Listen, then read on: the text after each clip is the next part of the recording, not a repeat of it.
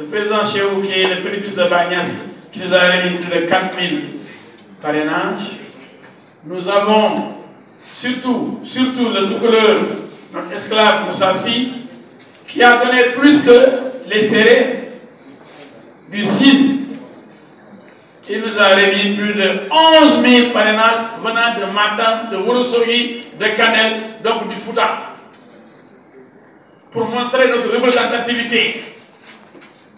Nous ne pouvons pas ne pas remercier Hassan Manque de Nioro. Nous ne pouvons pas oublier le travail remarquable joué par Mme Falfal, qui m'appelle de Louga, notre responsable, de Adamassi aussi de Kafrine, de Yamassi c'est de Kungel, de Bakary Conté de Kolda, de Amadou Keïta de Kédougou, de Mme Diop de Ziguinchor, de Fatou Sanguini de Ziguinchor, nos amis de Boukiling. Nous avons accédé plus de 10 000, nous avons sélectionné 6 000, nous avons déposé 5 900 pour Sénou. Nous allons vous lire ce que nous avons déposé comme parrainage avant d'être éliminés par l'injustice et je vais dire l'idiotie de notre système électoral. Personne ne nous a recalés. Personne ne peut nous éliminer. Je vais m'expliquer devant les Sénégalais que je remercie vivement. Nous avons le secrétaire adjoint, le coordinateur Elijah Malo qui est là, qui a été le responsable national du parrainage. Il faut qu'on le remercie, parce qu'il a aussi fait un travail titanesque avec son équipe. En tant que général, je l'ai remercié pour Dakar, mais il était sur le terrain avec les jeunes pour rassembler les parrainages, pour donner les fiches aux informaticiens qui devaient s'occuper de la clé à déposer au Conseil constitutionnel. Donc, le travail qui nous a été demandé a été fait. Et je m'en explique. Il faudrait qu'on soit plus intelligent dans ce pays, parce que quelque part, on nous prend pour des demeurés et nous acceptons d'être des fous, pour ne pas dire des idiots. Tout simplement. Je m'explique.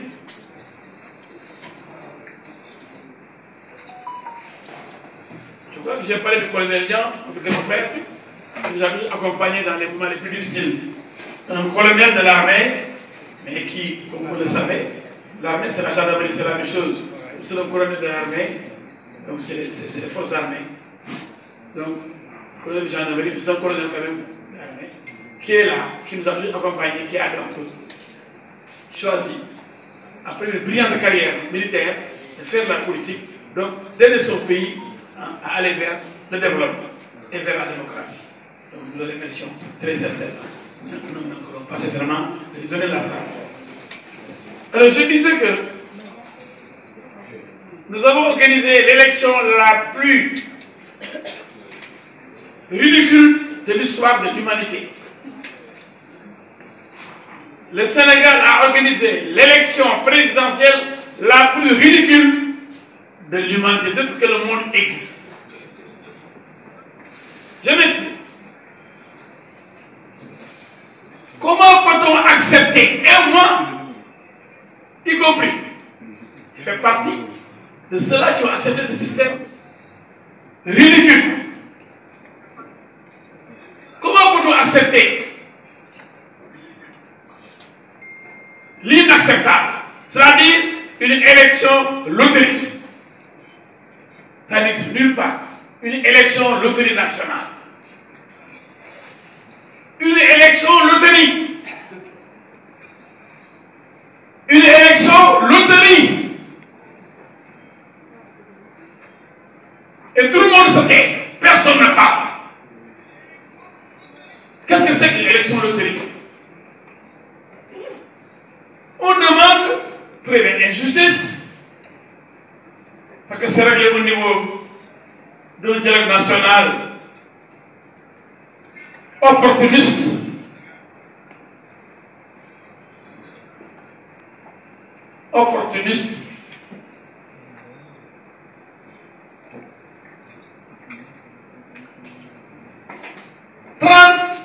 excusez-moi, 13 députés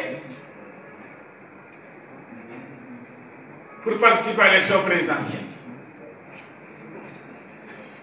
120 présidents de conseil départemental ou de maire. C'est donc l'option pour les députés ou l'option pour les élus locaux. La troisième option, c'est le parrainage citoyen.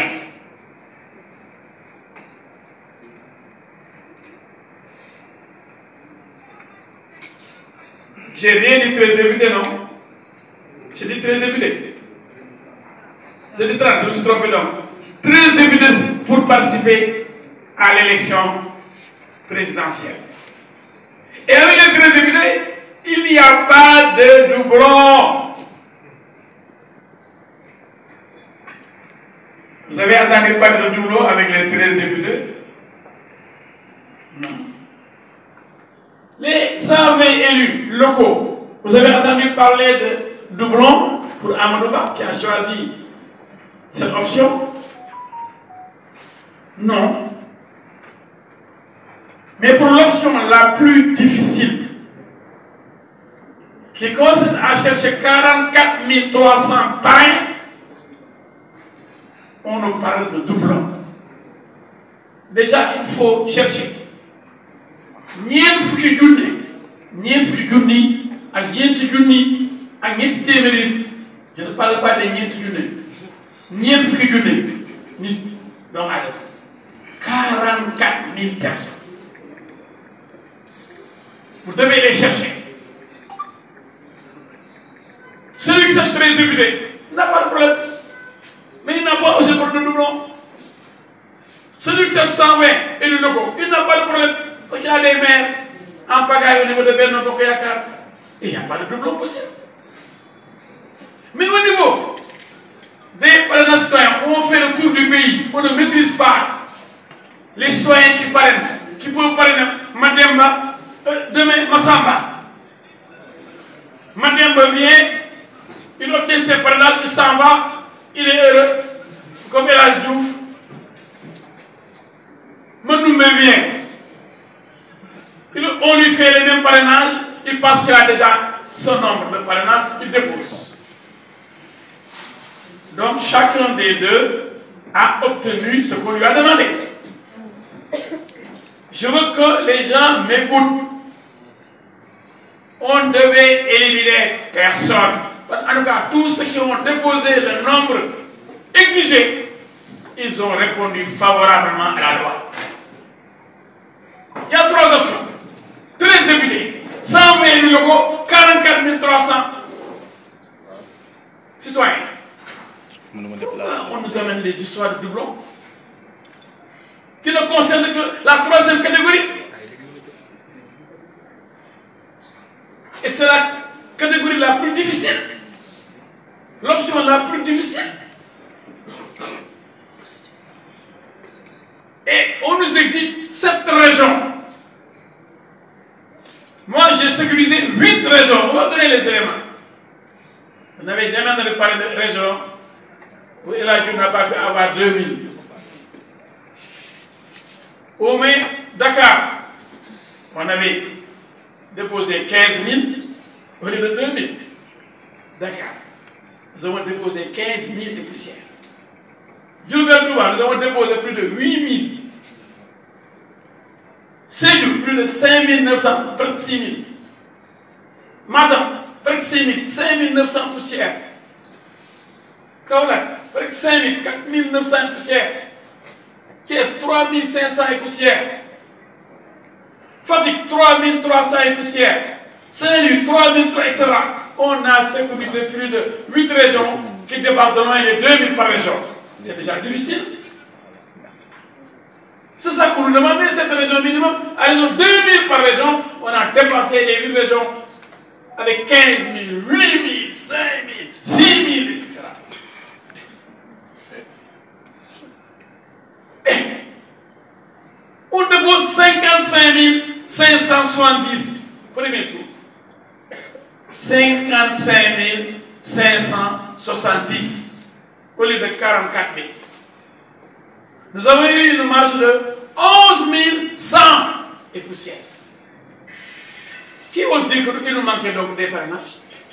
C'est pourquoi il celui qui dit il ment. J'ai lu, j'ai regardé cette télé, il a dû recaler pour insuffisance de parrainage. J'ai dit, ils ont fait. Mais qui a manqué un parrainage? Insuffisance, si vous n'avez pas obtenu les parrainages, mais qu'il y a maintenant un tirage au sort. C'est ce que j'appelle élection loterie nationale. Celui qui vous devance, il a les mêmes parrains.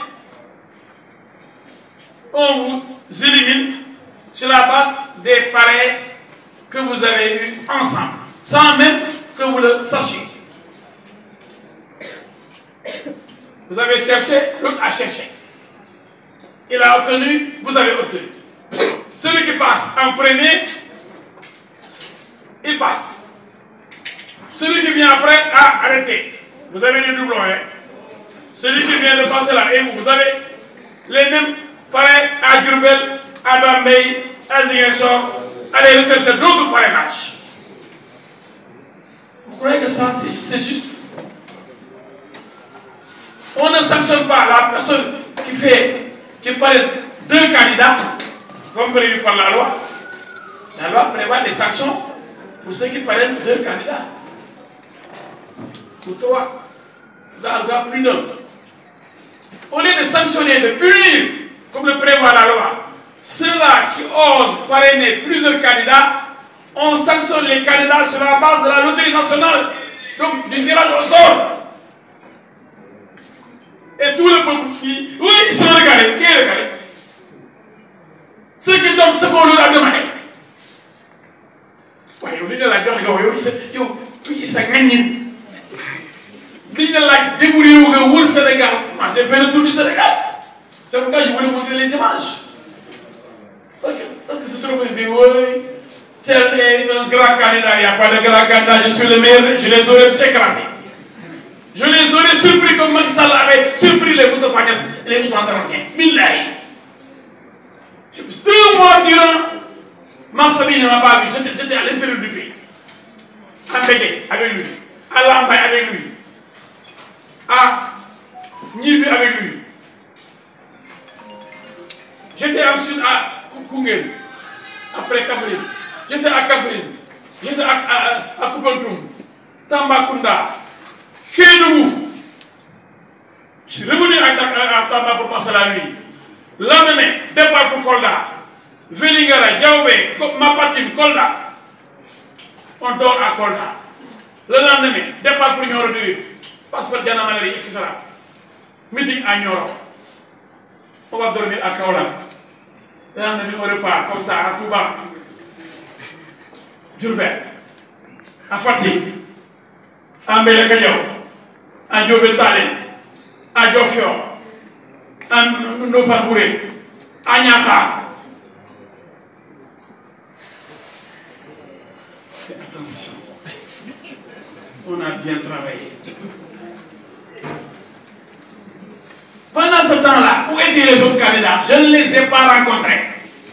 Billahi, Wallahi, Talahi, je n'ai rencontré aucun autre candidat sur le terrain. Ni à Fassman Baba de Manemoda, ni à Djake Kaou ou Djake Souf, ni à Manemoda, ni à Yéba, ni à Kaoulek, ni à Medina Baye, ni à Sarah Dibsa.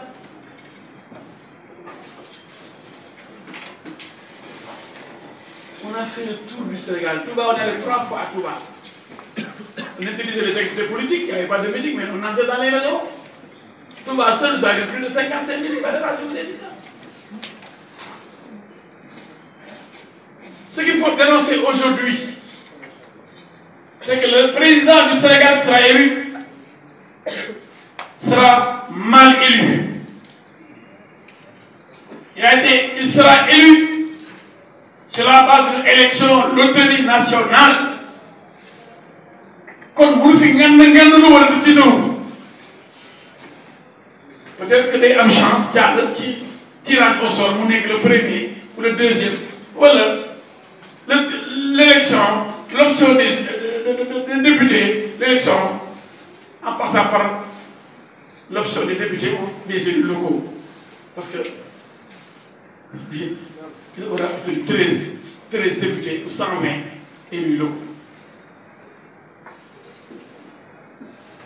Mais entre nous, vous savez, filles, lorsque Macky Sall battait les Moustapha Niasse, les Idrissa Seck, les Tanor Dieng, ça a été une grosse surprise. Parce qu'il était sur le terrain au moment de Moustapha Niasse, Tanor Dieng, Idrissa Seck.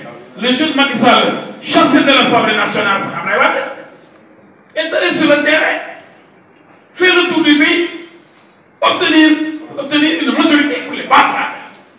C'est ce que j'ai fait exactement. Parce que personne n'avait vu venir Macky Sall. Mais personne n'avait vu venir même El Hadji. Donc la popularité dépasse quand même Dakar, les frontières du pays. Et l'élection présidentielle, cela raconte entre un homme et son peuple. C'est pourquoi je voulais montrer des images. Que l'image elle est plus éloquente que la parole pour convaincre. Les foules qui me suivaient partout, des milliers et des milliers de personnes, des femmes, des jeunes, des vieux, qui me suivent pendant des années. Le portrait là, je l'ai aimé de Lady Mendao. Parce que c'est... Voilà. Vous pouvez tourner et leur montrer quelques images. Vous tournez, c'est pas trop fou, tournez rapidement. Ça, c'est mon arrivée à Nioro. Montrez, quand je suis arrivé chez lui à Kaffrine. Si vous avez des images. Je continue. Donc, voilà pour ça c'est à Koungheul.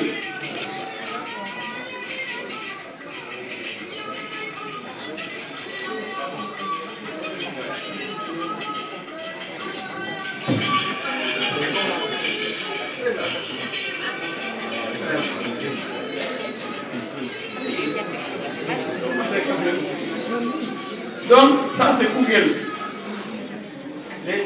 Les foules sont sorties. Voilà, ça tourne rapidement.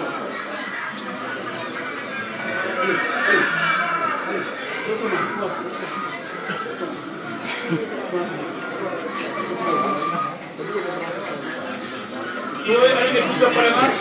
J'ai les fiches de parrainage.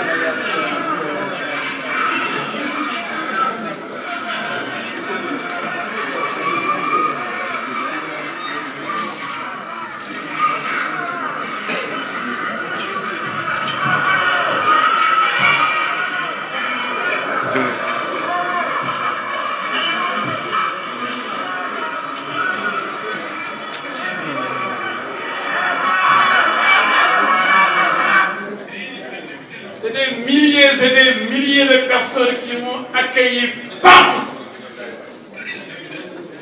Aucun autre candidat n'a pu obtenir des mobilisations pareilles sur le terrain sans le concours des Diagadjaï, des caps, des t-shirts, etc.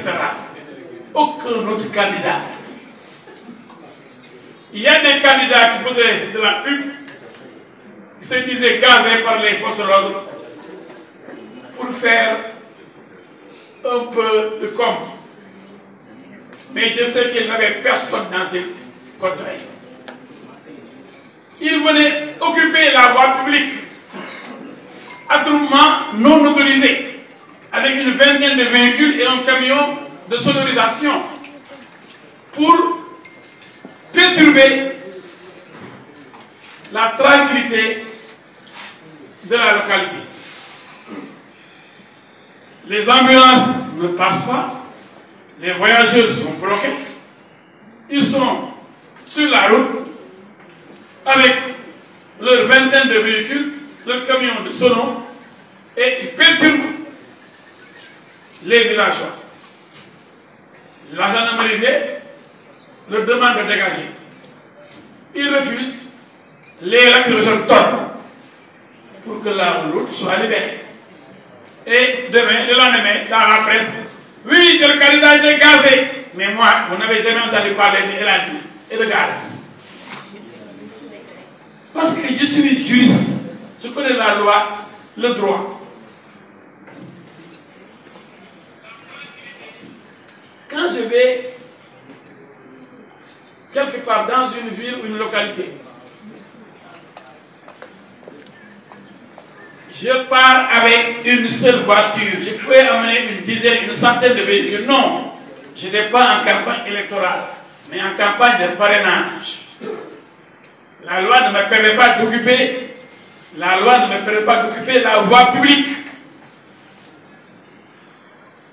Je pars avec mon chauffeur sans garde-corps. Seul, parce que c'est la rencontre entre le peuple et moi, seul. Je vais voir si le peuple même, si le peuple de Koungheul, de Kaffrine, de Sédhiou, de Tambacounda va me recevoir, si le peuple de Diofior va me recevoir aussi, va être hostile. Et quand je me présente avec ma voiture, les gosses viennent à l'entrée de la ville, je me dirige vers l'endroit où mes militants et mes sympathisants se sont regroupés pour me réserver un accueil chaleureux. Je viens et je trouve un monde fou, alors que je suis venu uniquement pour le parrainage à Pantafassi, à Kédougou. On m'a dit que vous êtes le premier à venir ici. Parmi les candidats. Je crois que jusqu'à présent, aucun candidat n'a mis les pieds à Pantafassi. Tout de suite, avec l'ex-chef, dans le donc ce qui s'est passé, et je l'ai dit, nul ne peut se prévaloir de sa propre turpitude. Nous les candidats, nous avons accepté l'inacceptable. Dès lors qu'on parle de tirage au sort, on sort du domaine du rationnel. On sort du domaine du sérieux et de la rigueur. On est en plein dans la loterie. Tirage au sort. Mais c'est comme si les Sénégalais ne se rendent pas compte de cette idiotie. Tout le monde accepte d'être idiot. Y compris moi-même. Je n'aurais pas dû participer à cette élection. C'est comme si on nous a marabouté pour accepter d'être idiot. Personne n'a vu que nous allons vers une élection loterie nationale. Une élection présidentielle, loterie nationale. On va élire un président sur la base de la loterie. Ça risque de se produire. Des candidats sérieux, comme El Hadj Diouf, ont été victimes des doublons. Et qui sont responsables de ces doublons? Ce sont ceux-là qui ont parrainé El Hadj Diouf et qui ont parrainé d'autres candidats qui sont responsables et qui sont punis par la loi.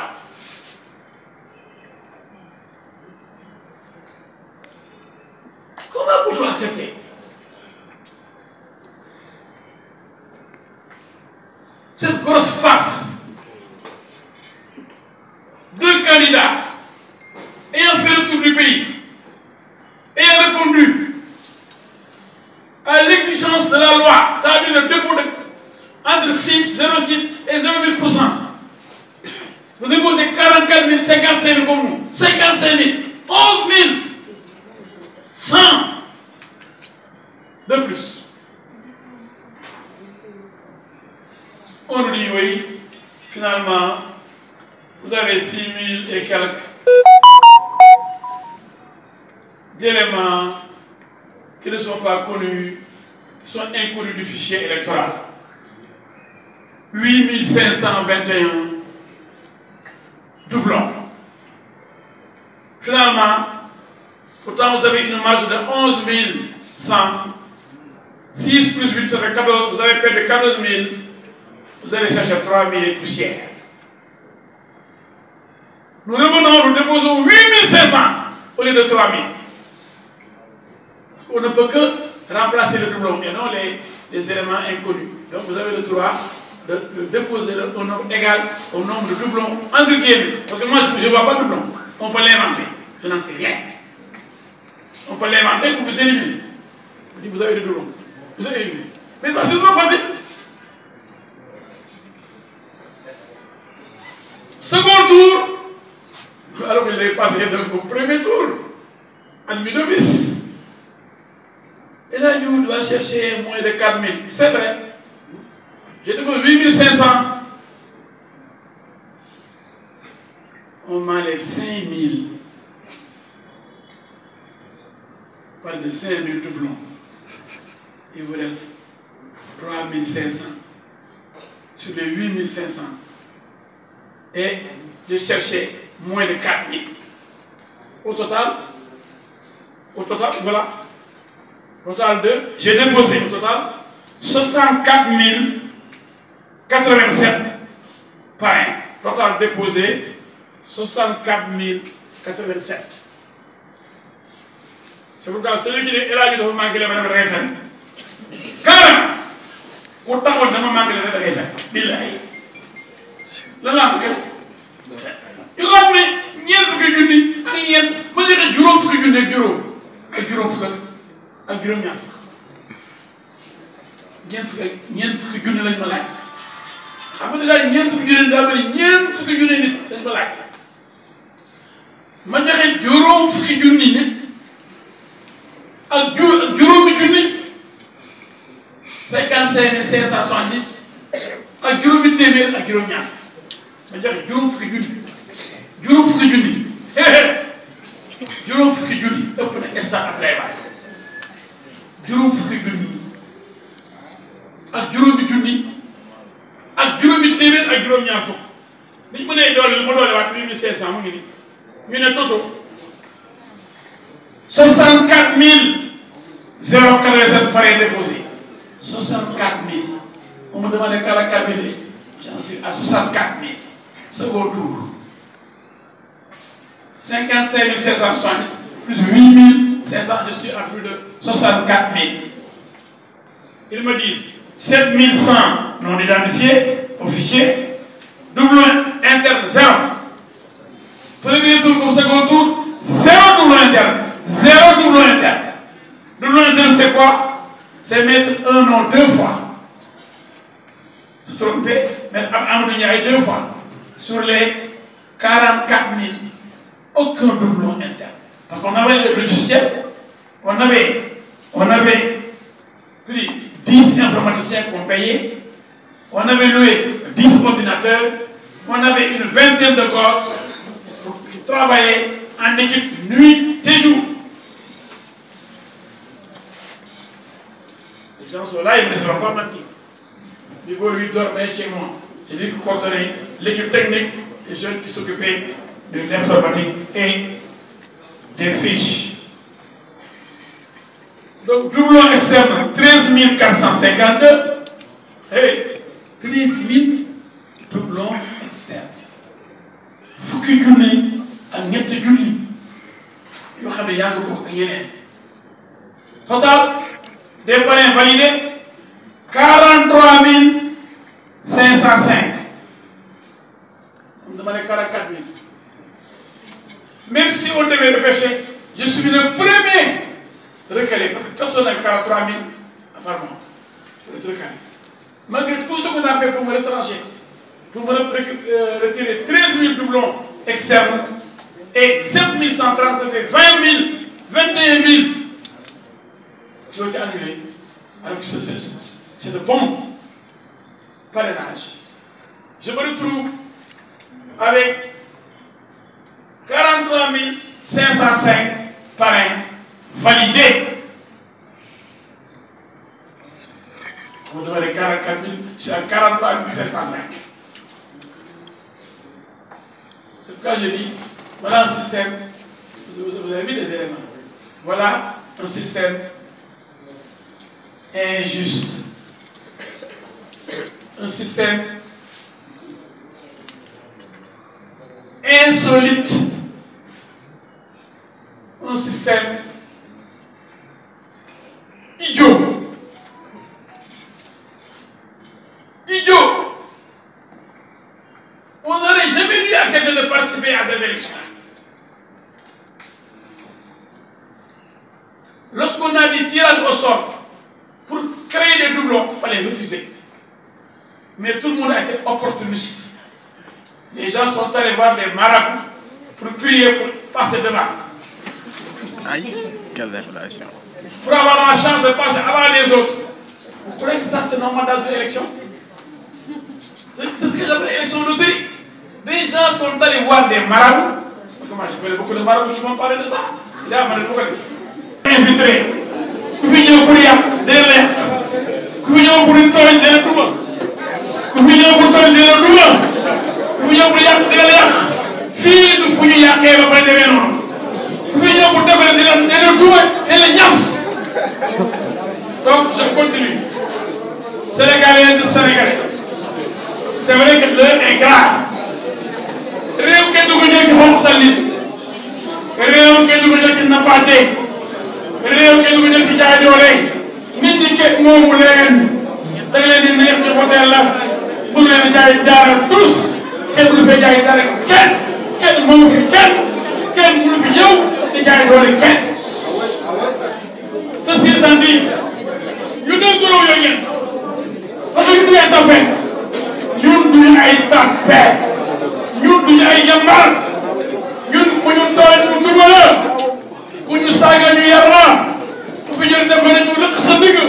il faut que ça soit clair. C'est le candidat de la sécurité. Ce n'est pas pour rien que je m'étais autoproclamé candidat de la sécurité. xale buy réewul dama lay duma. nangu dem mu duma la. pour toog ñu faj la.